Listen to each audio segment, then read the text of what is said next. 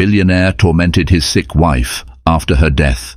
The truth made him regret it 1,000 times.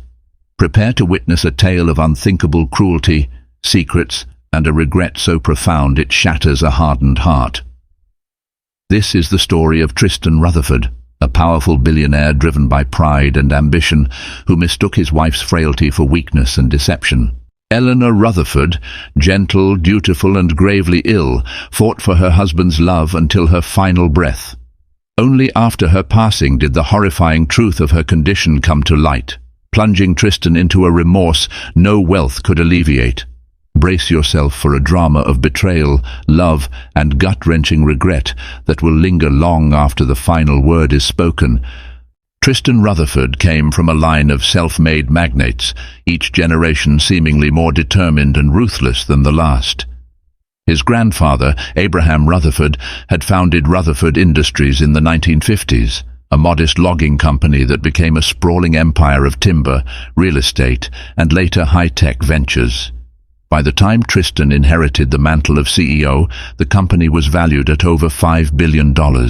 The Rutherford name demanded respect wherever it was spoken: boardrooms, charity galas, or high society weddings. As a child, Tristan grew up in an austere yet lavish household in Bel Air. His father, Stanley Rutherford, was a strict disciplinarian. From the time Tristan could walk, he was groomed to become the next face of the dynasty. Every day brought a new lesson in self-control, cunning, and perfection. He attended the most prestigious private schools, brushed shoulders with offspring of senators and foreign dignitaries, and learned the art of negotiation before he could drive. Despite his father's severity, or perhaps because of it, Tristan excelled.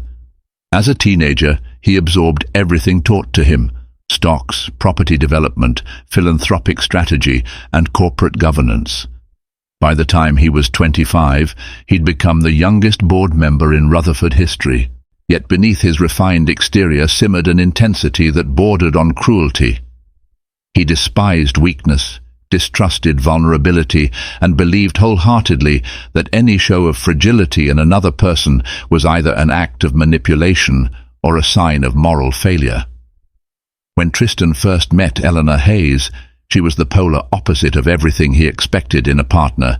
Born in a small town near Lake Tahoe, Eleanor came from a close-knit family of modest means. She wasn't associated with any big names, nor did she hail from a legacy of wealth.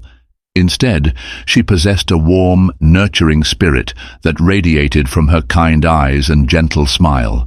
She had graduated from a local community college and worked as an assistant at an art gallery in downtown Los Angeles, showcasing emerging local talent. Their worlds collided at a charity function for mental health awareness, where Eleanor volunteered while Tristan was a benefactor representing Rutherford Industries. She was handing out pamphlets and guiding guests, while he was flanked by staff and entourage. At first glance, Tristan barely noticed her. Yet later in the evening, her soft sincerity captured his attention. Intrigued by her unaffected manners amid a crowd of pretenders, he initiated conversation, and to his surprise, she spoke to him not like a billionaire scion, but simply a man.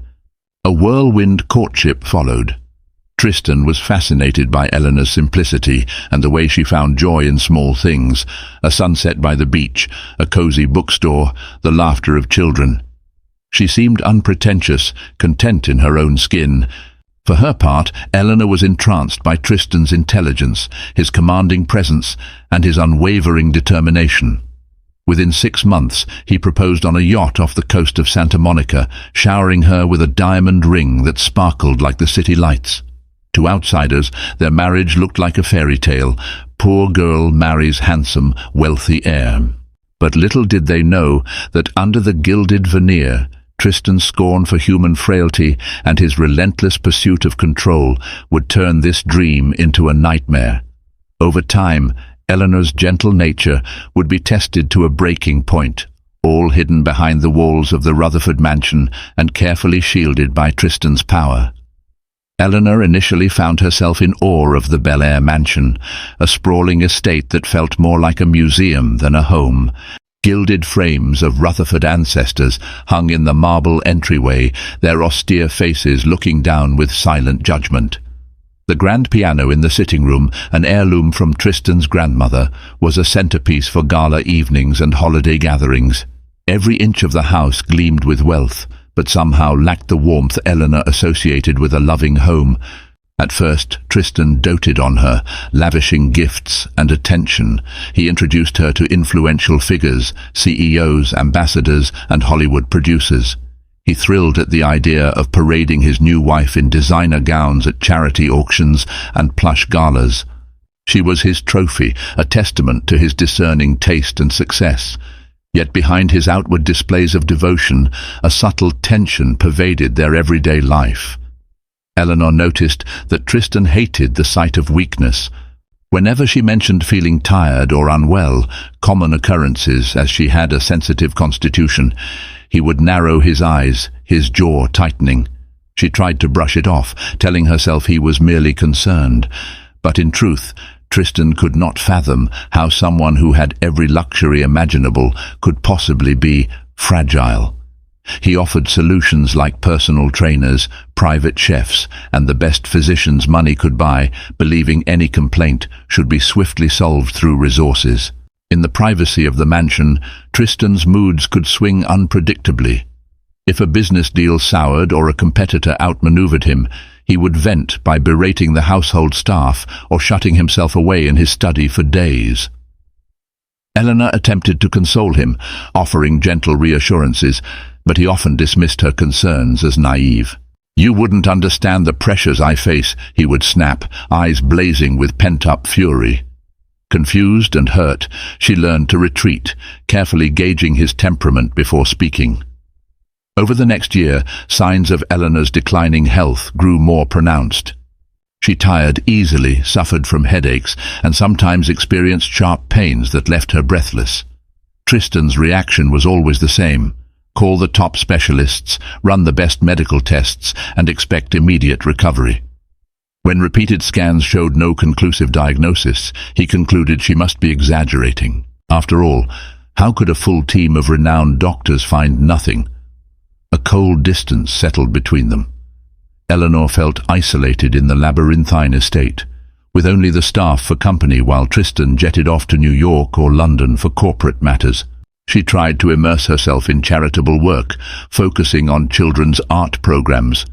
But each time she approached Tristan for support or asked him to attend events with her, he complained that she was squandering her time on trivial pursuits. "I married a Rutherford now," he would remind her, as though expecting her to discard her own identity to merge seamlessly into the dynasty. Act like it. On the surface, they continued to perform as a high society power couple. They exchanged public smiles and posed together for the paparazzi, fueling the illusion of a perfect marriage. Yet behind closed doors, Eleanor's pleas for empathy fell on deaf ears, while Tristan's patience wore thin. Their marriage, once so full of promise, teetered on the brink of an abyss, with Eleanor's unexplained illness casting an ever-expanding shadow. By their second wedding anniversary, cracks in the Rutherford facade were becoming more evident.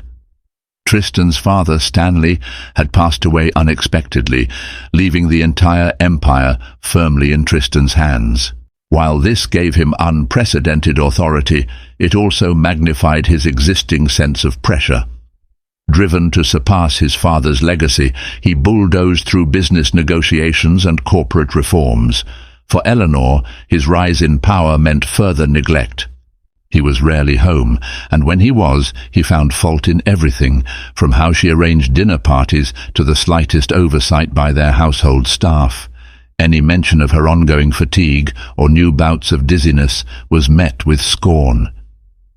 "Stop focusing on imaginary ailments," he would say, as though dismissing them could will them out of existence. One afternoon, after fainting in the mansion's garden, Eleanor confided in her longtime caretaker, Mrs. Fiona Gillespie. "I'm scared, Fiona," she whispered, tears glistening in her eyes. "Something is wrong with me, but no one can find it. And Tristan, he won't listen." Fiona, a kind-hearted woman in her 50s, had served the Rutherford family for decades. She remembered a time when Tristan was just a boy, serious, aloof, but not cruel. She suspected his father's suffocating parenting had buried any sense of compassion deep within him.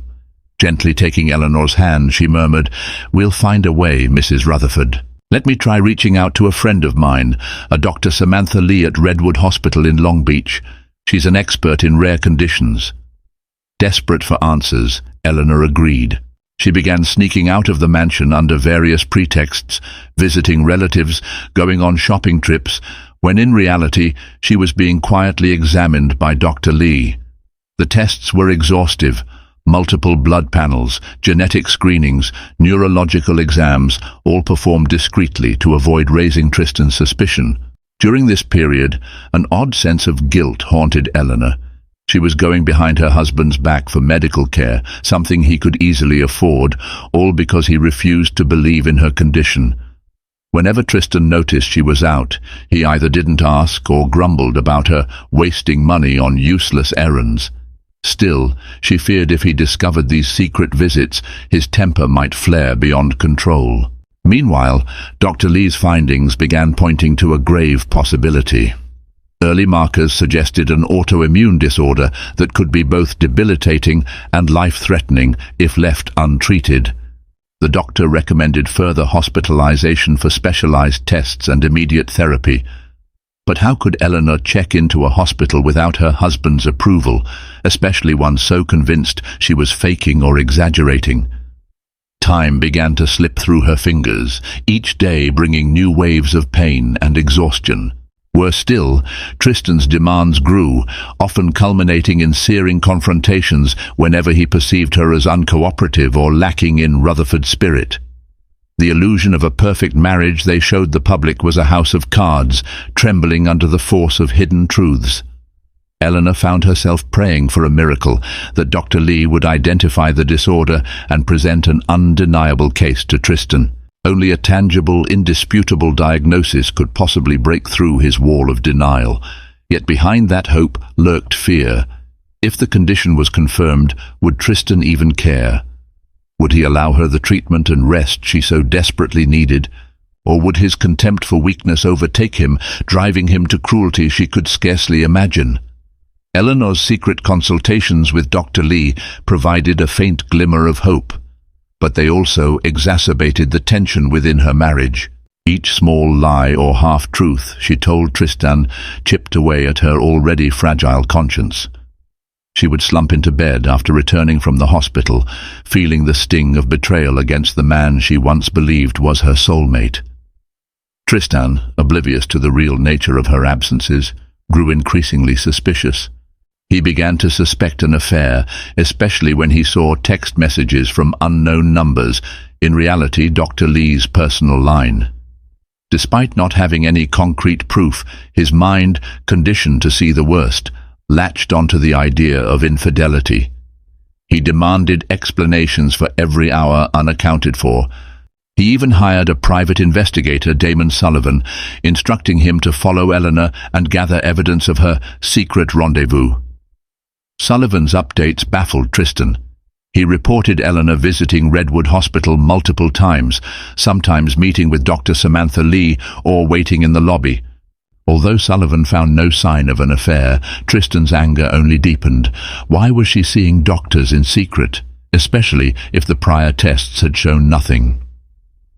One evening, after a grueling day negotiating a new international contract, Tristan confronted Eleanor in the grand living room. The space was adorned with portraits of Rutherford ancestors, their eyes seeming to watch the explosive argument unfolding below. "Why are you sneaking around a hospital?" he demanded, voice taut with fury. Eleanor froze, nearly dropping the teacup she was holding. Her heart pounded with both fear and a flicker of relief that the truth was finally out. She stammered, searching for the right words. "I was seeking a second opinion. My condition is real, Tristan. Dr. Lee thinks it might be autoimmune, something complex." Tristan's hand curled into a fist, slamming against the mahogany table. The teacup rattled precariously, spilling its contents. Don't talk nonsense. You've already been checked by top specialists. They found nothing. Are you so desperate for attention that you run around fabricating diseases? Tears welled in Eleanor's eyes. Please don't say that. You know how many times I've fainted, how often I'm in pain. I can't fake that. But her pleas fell on deaf ears. He advanced on her, his towering figure casting a looming shadow. "Stop with the charade," he hissed. "I see what you're doing. You want me to waste more money, more time, pandering to your illusions. I've had enough. If you're determined to behave like a sickly little liar, then you can suffer the consequences." She shrank back, heart pounding so loudly it muffled the rest of his tirade. Her frail body trembled, the sharp pains in her abdomen intensifying. For a moment, Tristan's rage melted into disgust. He grabbed her chin, forcing her to look at him. "You think I can't see through your deception?" His voice was a cold whisper. The confrontation ended when he stormed out, leaving her in tears. That night, she barely slept, her mind echoing with his harsh words. The Rutherford mansion felt more oppressive than ever. She was trapped in a golden cage, her pleas for understanding met with cruelty instead of care, and as the moonlight filtered through the tall windows, she wondered if love itself had died within these walls, replaced by bitterness and suspicion. In the days that followed, Eleanor's physical symptoms worsened. She was plagued by blinding migraines and a persistent fever. Yet, with Tristan's threat echoing in her mind, she hesitated to return to Dr. Lee. Alone in her lavish bedroom, she clutched her stomach in agony, tears soaking into the satin sheets.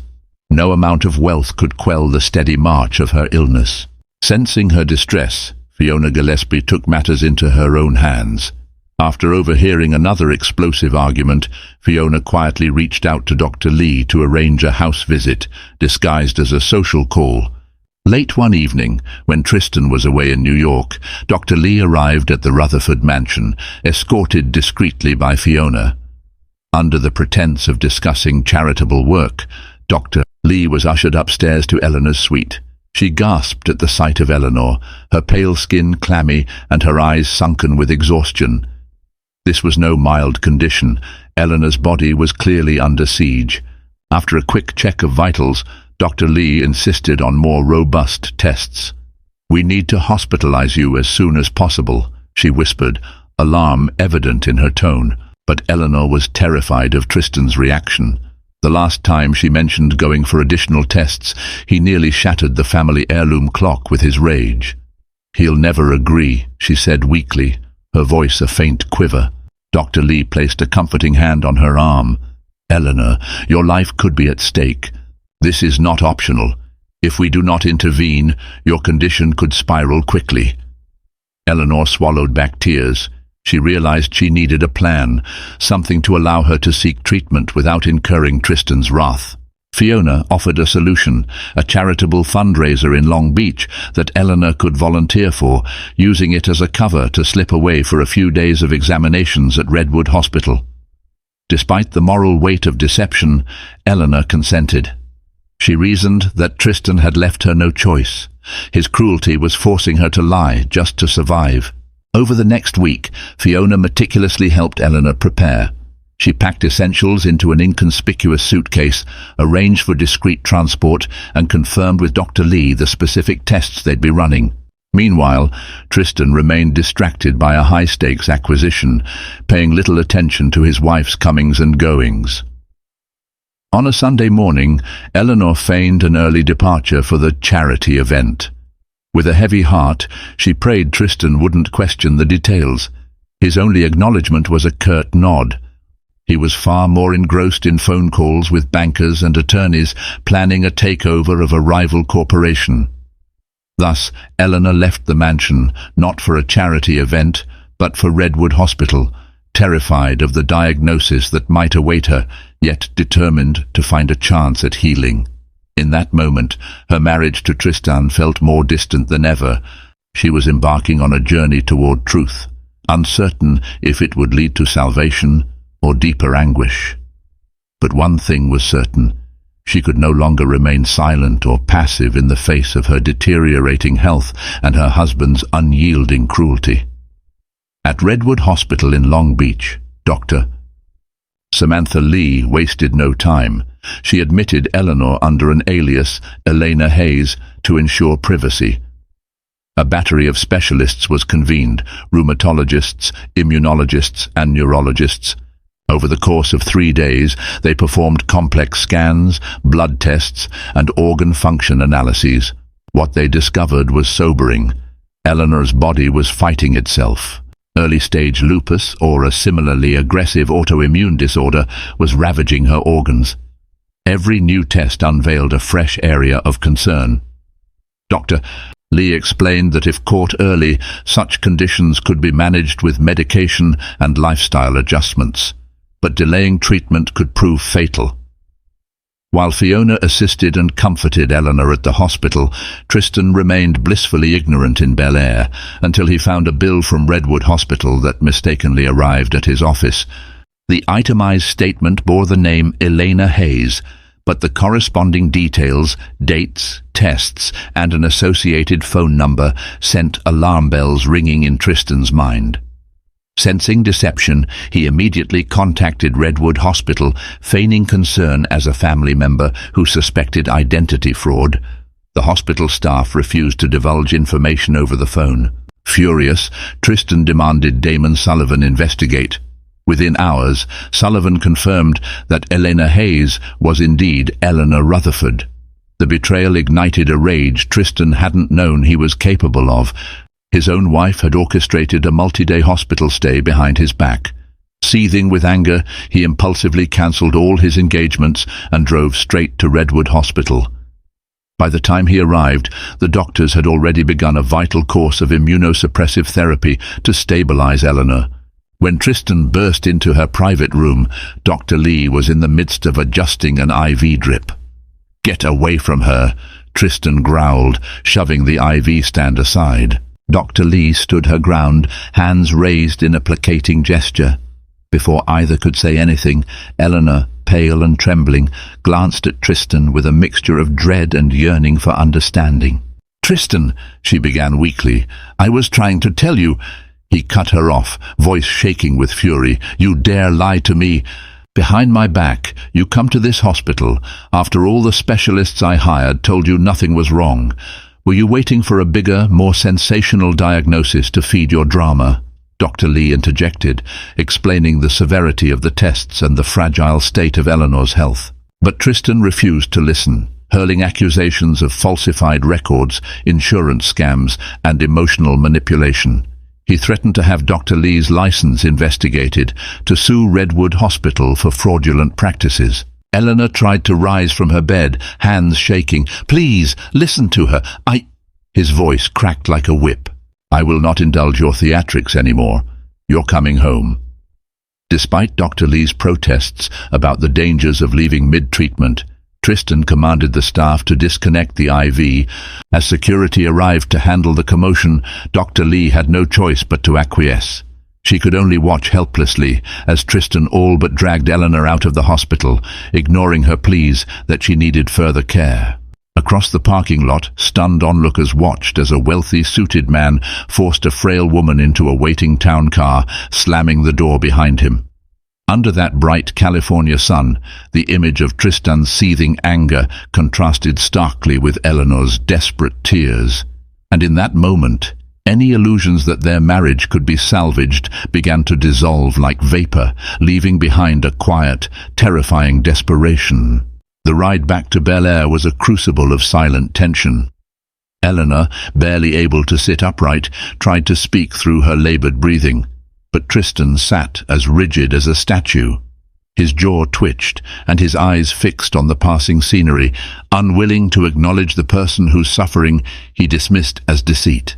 Upon arriving at the mansion, Tristan ordered the household staff to carry Eleanor to her bedroom.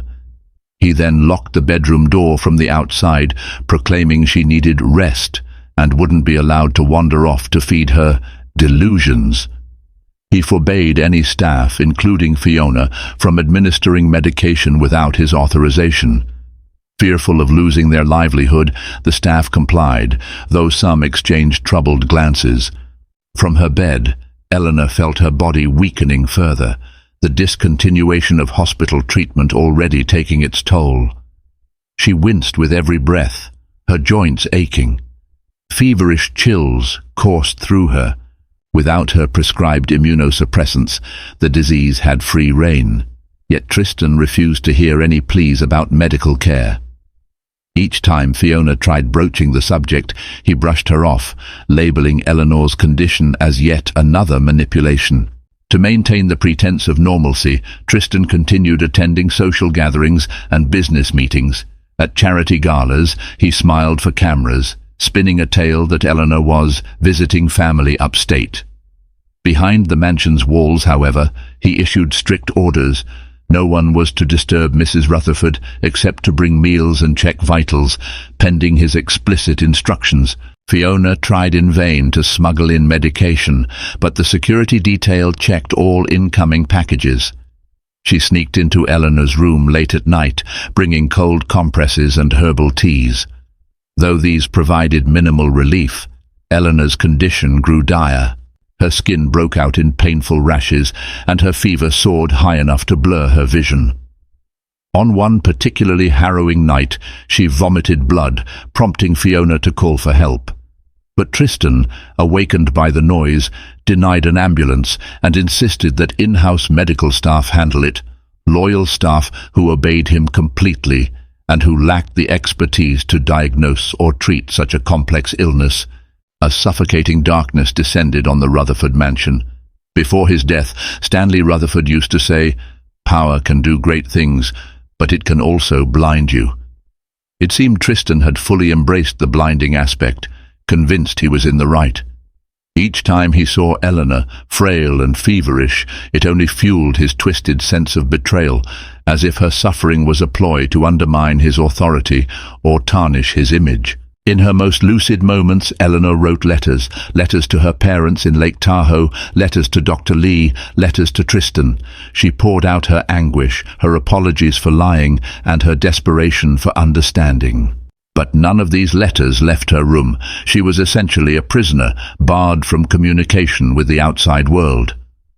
One afternoon, her trembling hand scrawled a final plea. "Tristan, if you find this, please believe I love you. I never wanted to deceive you. I was only trying to survive. Forgive me, or at least set me free." She hid the note in a drawer, hoping that someday someone might read it and understand the truth.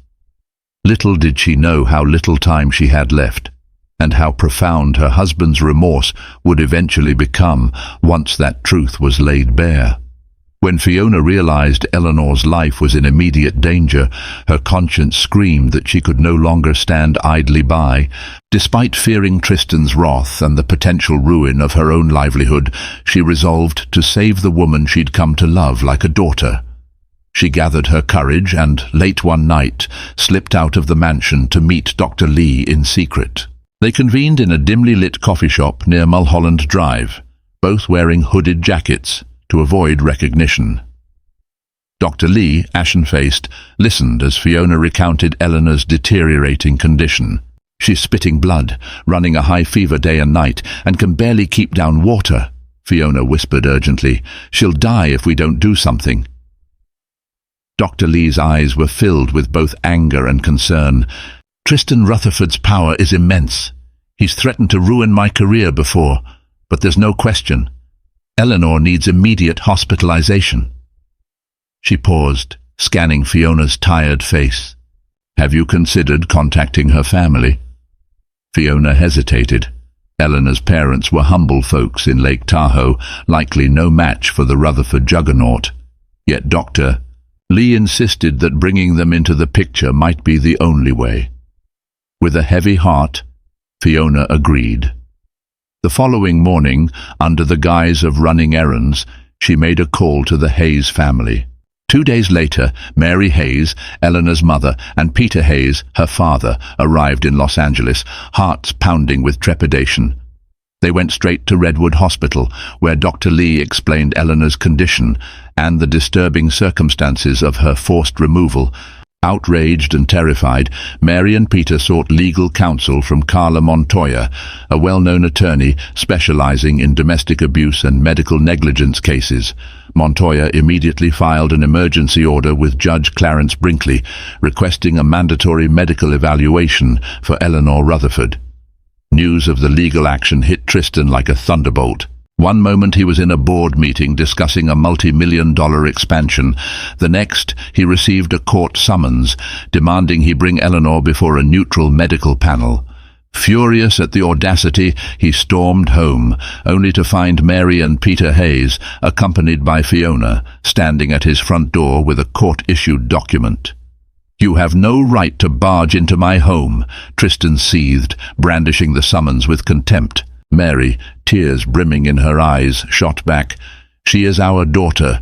We have every right to protect her life. Step aside, or you'll be in contempt of court." Behind them, two uniformed officers loomed, prepared to enforce the judge's order. Tristan realized that for once, he might not be able to simply will or buy his way out of a legal directive. His lips curled in disgust, but he stepped back to allow them inside. Together, they rushed to Eleanor's bedroom. What they found was nothing short of horrifying. She lay curled on the bed, skin a deathly pallor, trembling in feverish delirium. The once vibrant woman could barely open her eyes, and when she did, it was as though she saw spirits rather than family.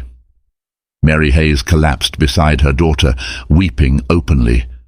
"My baby, what has he done to you?" she cried. The paramedics, alerted by Montoya, arrived within minutes. They hoisted Eleanor onto a stretcher and carried her out of the house. Tristan stood by, paralyzed by conflicting emotions, anger, fear, and a twinge of uncertainty. For the first time, he glimpsed the stark reality that maybe, just maybe, Eleanor hadn't been faking after all. As the ambulance pulled away, sirens wailing into the twilight, Fiona watched Tristan's face. It was the first time she had seen the mighty heir look truly lost.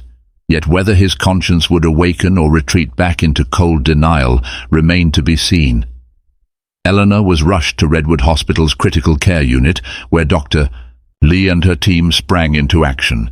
Her fever soared, her internal organs showed signs of inflammation, and she was dangerously dehydrated. The slightest delay could have been fatal. Over the course of the night, they administered IV fluids, powerful immunosuppressants, and other stabilizing treatments. In the waiting area, Mary and Peter Hayes clutched each other's hands, tears flowing freely.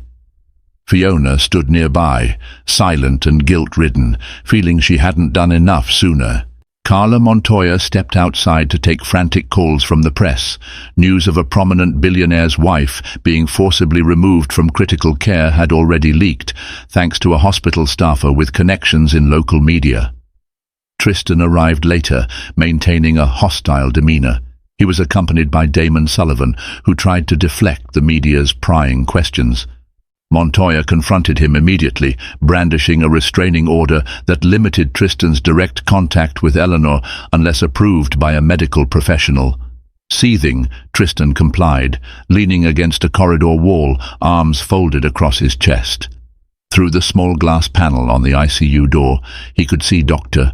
Lee working tirelessly to save Eleanor's life. Confusion began to gnaw at him. The doctors he'd initially hired had found nothing wrong, but Redwood Hospital's team was clearly fighting a real crisis. Had he overlooked something? Been misled by incompetent specialists, or had his own pride blinded him to the truth? Hours stretched into a sleepless night. Nurses scuttled in and out of the ICU, their expressions grave. At dawn, Dr. Lee emerged, exhaustion etched on her face. She approached Mary and Peter. "She's stable for now, but it's critical. Her kidneys are inflamed. She's at risk of organ failure. It's going to be a long, difficult recovery if she pulls through."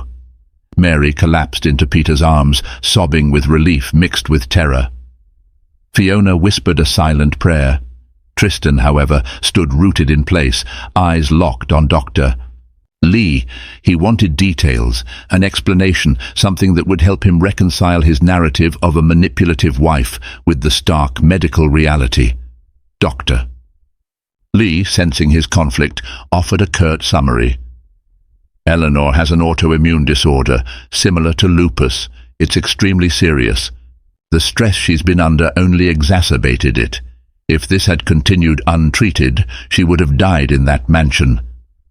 Her words felt like a slap. Tristan stared at the floor, stomach churning. All his assumptions, his accusations, they'd been built on a foundation of arrogance and distrust. For a brief moment his facade cracked. Fear, remorse, and disbelief flickered across his face. Sensing it, Dr. Lee pressed on. "If you truly care for her, I suggest you let us do our jobs without interference." Unable to respond, Tristan simply turned away. In that moment, the unstoppable force of his pride finally met the immovable object of reality. And reality was brutally clear. He had all but sentenced his own wife to death through negligence and cruelty. As the sun rose over Long Beach, illuminating the windows of Redwood Hospital, the future lay uncertain. Would Eleanor survive the onslaught on her body? And if she did, would there be any place left in her heart or in society's eyes for the man who had all but orchestrated her downfall? By midday, local and national media outlets caught wind of the scandal unfolding in Los Angeles. High-profile tabloids, reputable newspapers, and viral social media posts alike began circulating the story of Eleanor Rutherford's hospitalization and the legal actions taken against Tristan Rutherford. While details varied, one underlying theme pervaded every headline: the billionaire who seemingly tortured his ailing wife. Tristan's PR team scrambled to do damage control, issuing statements that the Rutherford family had always and only acted in Mrs. Rutherford's best interests. But the public, already cynical about the excesses of the ultra-rich, erupted in outrage. Hashtags like "Justice for Eleanor" trended on Twitter, and protesters even gathered outside Rutherford Industries headquarters. Shouts of "monster" and "abuser" rang out whenever Tristan's car neared the premises.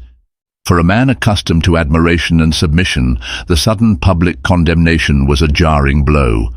In crisis mode, Tristan retreated to a penthouse suite in downtown Los Angeles, avoiding direct contact with the media.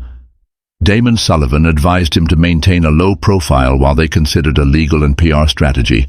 But privately, Tristan grappled with more profound turmoil, his conscience. Behind closed doors, he stared at the swirling city lights through the penthouse windows, replaying every argument, every moment he'd dismissed Eleanor's pleas. Each memory felt like a shard of glass cutting into his chest. Occasionally, he found himself glancing at his phone, half tempted to call Redwood Hospital. But the restraining order was still in effect, and even if he could go there, what would he say? He poured himself a stiff drink to numb the guilt. Yet the whiskey only made the flood of recollection worse. He pictured Eleanor's haunted eyes the day he dragged her out of the hospital, the tremors that racked her body, her silent tears.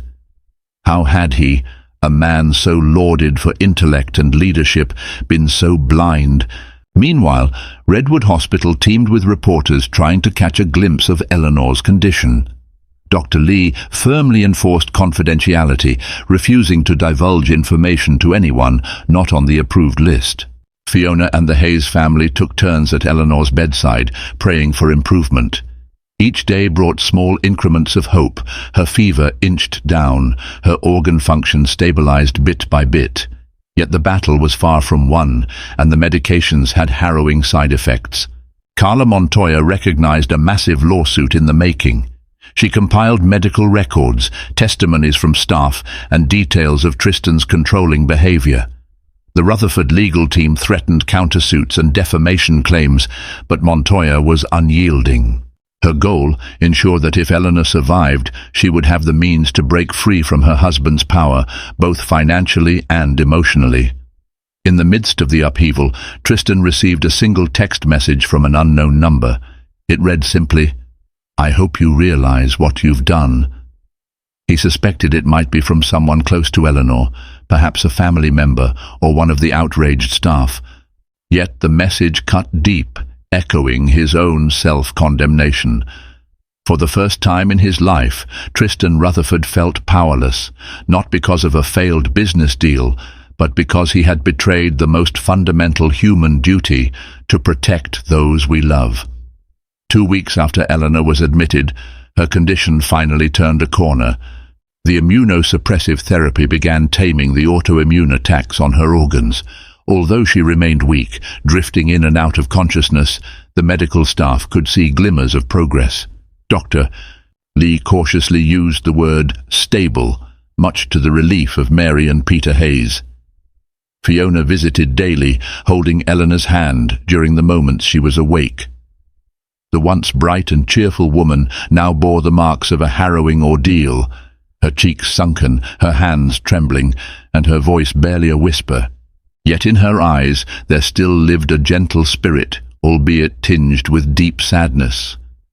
Sometimes Eleanor asked about Tristan, half hoping he had recognized his mistake.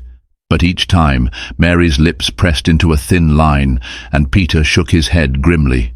Fiona had heard rumors that Tristan was in hiding, tormented by guilt, but refusing to face the consequences. Eleanor's eyes would well with tears at the news. Despite everything, a part of her yearned for the man she fell in love with.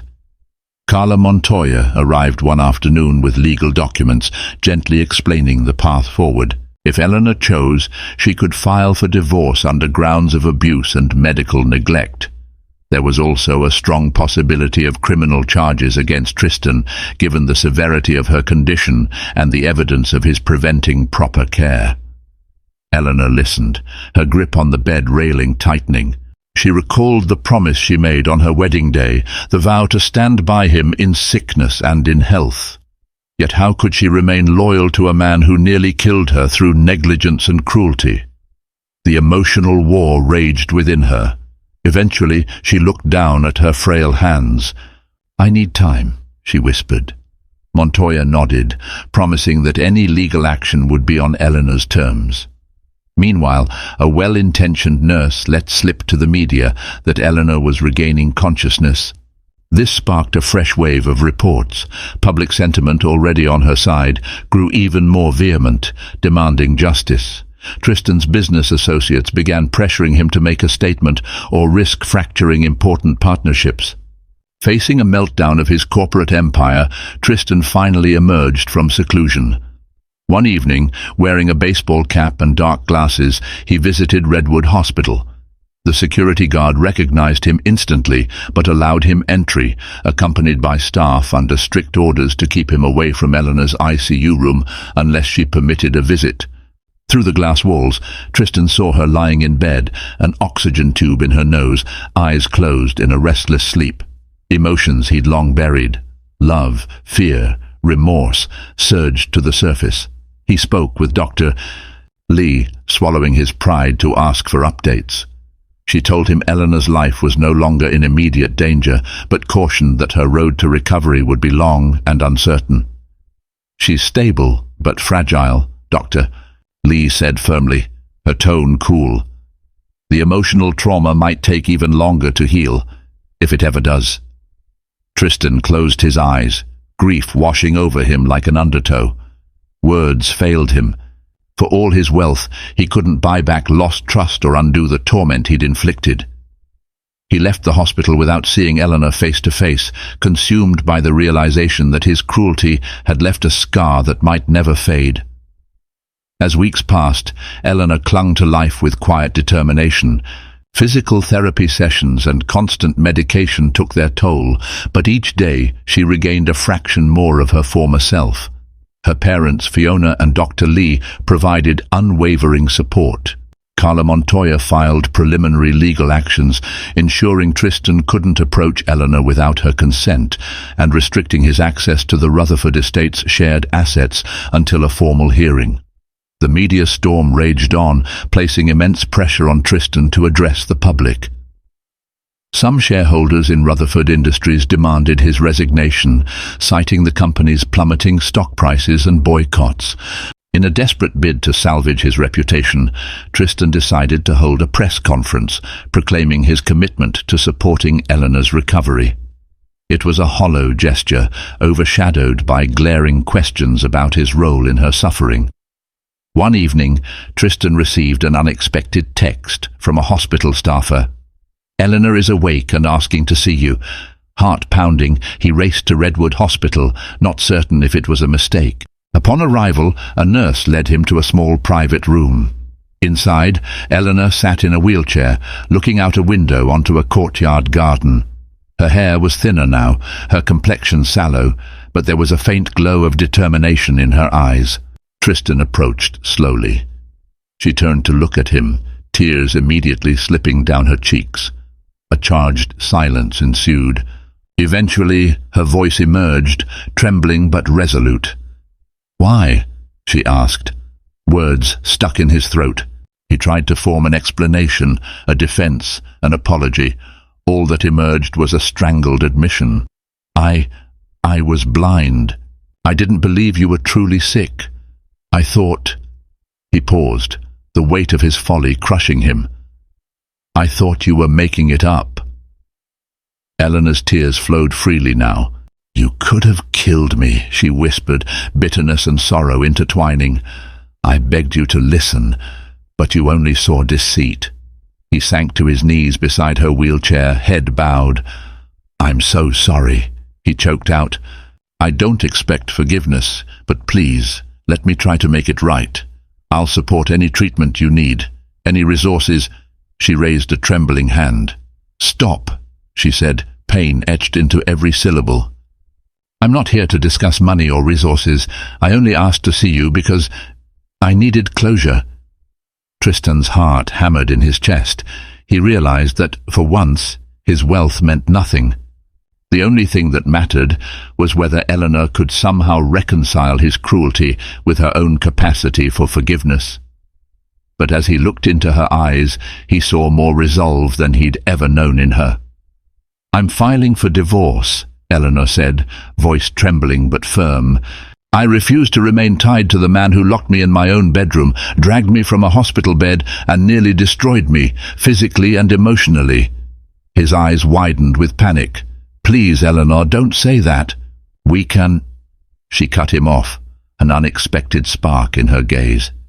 "You took away my agency, my health, my dignity. I may still love the memory of the man I married, but that person is gone. I have to protect myself. This is the only path." Speechless, Tristan stared at her, tears pooling in his own eyes. In that silent moment, he felt as though the weight of 1,000 regrets was crushing him. She looked away, gazing out the window once more. It was as if she had already moved beyond him, forging ahead into a future that, while uncertain, was free of his oppressive shadow. Realizing he had nothing more to say that could ease her pain, Tristan rose, stumbling toward the door. "There." He paused, turning back one last time, voice raw. "I'm sorry," he repeated, the words echoing uselessly. Then he slipped out of the room, leaving Eleanor behind, tears staining her cheeks, her hands gripping the wheelchair's arms with the strength of a woman reborn from anguish. In the weeks that followed, events moved swiftly. Montoya pressed forward with divorce proceedings, armed with medical records and witness testimonies. Public sympathy remained overwhelmingly on Eleanor's side, and the courts showed little leniency for Tristan's conduct. When he attempted to leverage Rutherford Industries' influence to sway the legal process, he found judges unflinching under the harsh spotlight of national attention. Financially, Tristan was forced to make a considerable settlement offer. He had never balked at spending money, yet this time the act of signing multi-million-dollar checks to his soon-to-be ex-wife struck him differently. It wasn't the financial loss that hurt, it was the symbolism. Each dollar represented another piece of penance for the cruelty he had inflicted. As for Eleanor, she made slow but steady progress under Dr. Lee's care. With her parents' support, she began exploring her next steps once discharged. She could return to Lake Tahoe or stay in Los Angeles to continue specialized treatments. Though the prospect of rebuilding her life from the ashes of an abusive marriage felt daunting, she found strength in the knowledge that she had survived the worst. Meanwhile, Tristan's world fell apart. Rutherford Industries took severe hits on the stock market. Major clients withdrew from partnerships to avoid negative publicity. Rumors circulated that the board was considering removing him as CEO. Even personal friends and high society acquaintances distanced themselves, fearing association with a scandal now emblematic of domestic abuse. For all his billions, Tristan Rutherford found himself isolated, labelled a monster in the court of public opinion. At night, in the lonely expanse of his penthouse, Tristan was haunted by memories of Eleanor. He recalled the earlier days of their marriage, her laughter as she slid along the polished floors in socks, the gentle touch of her hand on his shoulder whenever he was stressed, the sincerity in her eyes that had captivated him at that first charity event. He wanted to blame someone, his father's rigid upbringing, incompetent doctors, or perhaps the staff who didn't intervene sooner. But each time he tried, the mirror of his conscience reflected only one truth. He was at fault.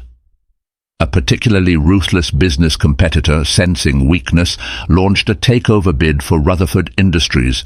Faced with the collapse of his empire, Tristan could hardly muster the energy to fight. Advisors and attorneys begged him to strategize, but he showed little interest. The Rutherford spirit that once burned so fiercely within him had been replaced by a suffocating remorse. Desperate for some semblance of absolution, Tristan found himself poring over legal documents, letters, and photographs of Eleanor, searching for a clue on how to make amends. But how do you repair a life you nearly destroyed? How do you ask forgiveness from the woman whose pleas you ignored? Through it all, he clung to a sliver of hope, that she might one day allow him the chance to atone. Not to rekindle love, he sensed that ship had sailed, but to prove he was not beyond redemption. Perhaps he could support her charitable endeavors or champion medical research for autoimmune disorders. Yet even that felt hollow. Each gesture seemed a pale imitation of genuine compassion, something he had so tragically lacked when it mattered most. Thus, Tristan Rutherford faced his greatest downfall, not merely the potential loss of a corporate empire, but the realization that no sum of money or measure of power could erase the anguish he had wrought upon the one person he vowed to cherish. Months passed. The divorce was finalized in a closed-door settlement, granting Eleanor a substantial portion of the Rutherford estate, along with additional payouts structured to ensure her long-term medical needs would be met. She also secured a permanent restraining order, limiting Tristan's direct interaction with her. Out of court, Montoya negotiated partial ownership of a philanthropic foundation that would be funded by Rutherford Industries, a foundation Eleanor would lead, focusing on raising awareness and resources for autoimmune diseases. By the time Eleanor was ready to leave Redwood Hospital, her body had stabilized significantly, though she still relied on medications and frequent checkups. Surrounded by her parents and Fiona, she moved into a modest but comfortable condo near the hospital, purchased under her own name. This small home, decorated with fresh flowers and simple furnishings, was a sanctuary, far from the cold, cavernous mansion in Bel Air. As for Tristan, the corporate takeover threat concluded with a partial acquisition. He retained a position on the board of Rutherford Industries, but was stripped of his CEO title. The public outcry had abated somewhat, replaced by a steady undercurrent of disapproval. His personal brand was in tatters. Social invitations dried up, and many of his former confidants vanished. In the hush of his diminished status, Tristan found an odd kind of clarity. He no longer commanded every room he entered, and people no longer fawned over him. It was a stark reminder that his inherited power had never been as absolute as he believed. One overcast afternoon, Tristan, dressed in a simple coat, slipped into the Redwood Hospital chapel, a small sunlit room lined with wooden pews. He lit a candle, though he was never particularly religious. Guilt weighed him down, and with it, a realization. He could never undo the past, but perhaps he could try to use whatever influence he had left to help others avoid the same fate. There, in a quiet corner of the chapel, he offered a silent prayer for Eleanor's continued healing. Tears stained his cheeks, the once imposing magnate now utterly vulnerable. A few weeks later, a letter reached Eleanor's new address. Recognizing Tristan's handwriting, she felt a jolt of anxiety, then curiosity. She opened it cautiously, half expecting threats or manipulations. Instead, she found a heartfelt plea. Tristan wrote of his remorse, acknowledging his actions and the depth of harm he caused. He mentioned his intention to donate a significant endowment to the new foundation she was leading, hoping it could serve as a small token of atonement. Eleanor read the letter 3 times, tears dripping onto the crisp paper. She felt a swirl of emotions, grief, anger, pity, and a faint glimmer of relief. Though she couldn't trust him again, she recognized a genuine shift in his words. Folding the letter carefully, she placed it in a drawer, uncertain yet whether she would respond. In the months and years that followed, Eleanor's foundation thrived, raising millions for autoimmune research and advocacy. She spoke at events, sharing her story, not to vilify Tristan, but to highlight how stigma and ignorance can kill as surely as any disease. Tristan, from the sidelines, watched her ascend as a beacon of hope for countless patients. Sometimes he'd send further donations through intermediaries. In the press, he always declined to comment, quietly deferring all praise to Eleanor. He lived now with the knowledge that no matter how far he traveled, the memory of his cruelty would accompany him. Yet, in his darkest moments, he found solace in the idea that at least he was contributing to something that might spare others Eleanor's ordeal. Thus, life continued. Eleanor, buoyed by the love of family and the camaraderie of fellow survivors, discovered a new sense of purpose. Tristan, humbled and forever changed, navigated his diminished sphere of influence with a resolve tinged by regret. Their paths rarely crossed, each forging a separate future from the same painful past. And in that bittersweet divide, both learned a singular truth. Love without compassion is as dangerous as any disease, and once lost, some chances cannot be reclaimed. In the end, Tristan Rutherford discovered too late that pride and cruelty can erode even the deepest bonds of love. Eleanor's life, the one he vowed to protect, nearly slipped away, saved only by the intervention of family, friends, and a determined doctor who refused to be silenced. Though she survived, scars of betrayal lingered, compelling her to walk a new path free from his tyranny. Tristan's remorse, vast as his wealth, could not mend the harm he had done, leaving him to live in the shadow of his own failings. Yet within this tragedy, a lesson emerges. Compassion is priceless, and real love demands sacrifice, empathy, and trust. If this story moved you, please like, share, and subscribe to our channel for more tales that illuminate life's darkest corners, stories of resilience, redemption, and the healing power of hope. We look forward to sharing more with you soon.